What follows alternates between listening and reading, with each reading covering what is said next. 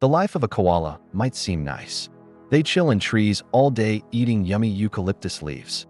But there are some things about being a koala that make it really suck to be them. Now I've made a lot of videos about animals, but today we're going to be learning about why it sucks to be a koala. So let's get into it.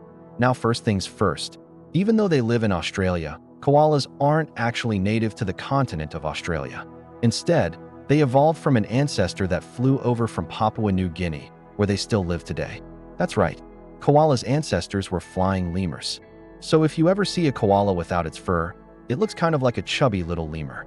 Anyway, when they first arrived in Australia, the ancestors of the koala probably looked like this, a small furry creature with a long tail who spent most of their time on the ground. They didn't evolve into koalas for another 10 million years. And when they did, they looked more like this.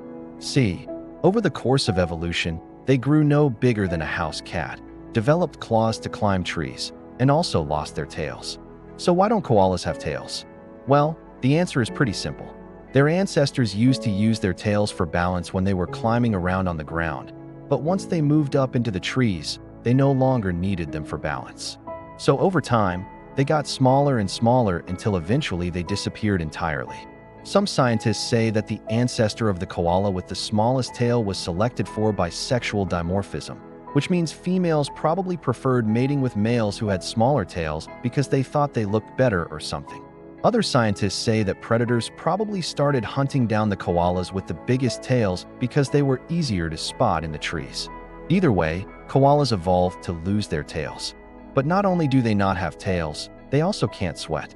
You see, mammals have special glands in their skin called sweat glands, which are used to, well, sweat. But koalas don't have any sweat glands. Since they're small and live in the eucalyptus forest of Australia, they don't need to sweat. But if they ever decide to leave their forest home, they're going to get roasted alive. For example, if a koala came over here to my house, it would die within 30 seconds of walking inside because my thermostat is set to 72 degrees Fahrenheit, which is way too warm for a koala. Oh, and not only can't they sweat, but they can't cool themselves off by panting either because their tongues are fused together. Yeah, they just permanently stuck together, making it impossible for them to stick out their tongue and pant. This means that if a koala gets hot, their only solution is to soak themselves in water. But this isn't always possible. For example, during the bushfires of 2019 through 2020, thousands of koalas lost their lives because the fires destroyed their habitat and they couldn't find anywhere to hide. Those poor guys probably roasted to death. Now, since koalas can't sweat, have you ever wondered what they smell like? Well, turns out they smell pretty bad. A male koala smells like stale urine, rancid butter, and dirty socks. And female koalas smell like fish and eucalyptus oil. This is because they have these large patches of bare skin on their bellies that secrete these substances.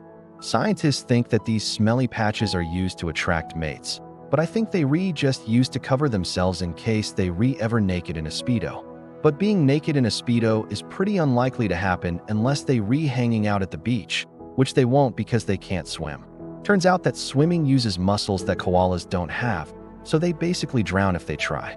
If they could swim, they'd definitely do it though, because look at how cute a baby koala would look in a little swimming suit. But okay, getting wet isn't the only way that koalas get around their inability to sweat. Sometimes they also pee on themselves. Yeah, it's true.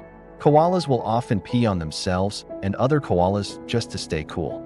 It's the same reason that dogs lick themselves all the time. The saliva helps cool them off, but instead of saliva, koalas use pee. Speaking of peeing, one of the worst things about being a koala is that when they pee, their pee turns into ice cubes. Koala pee is so concentrated that as soon as it hits the air, it freezes and turns into little sharp shards of ice. This is great for the koala because it helps them stay cool, but it's really annoying if you're ever near them when they go pee. You probably get covered in cuts from head to toe. And speaking of being covered in cuts, koalas are known for having terrible eyesight.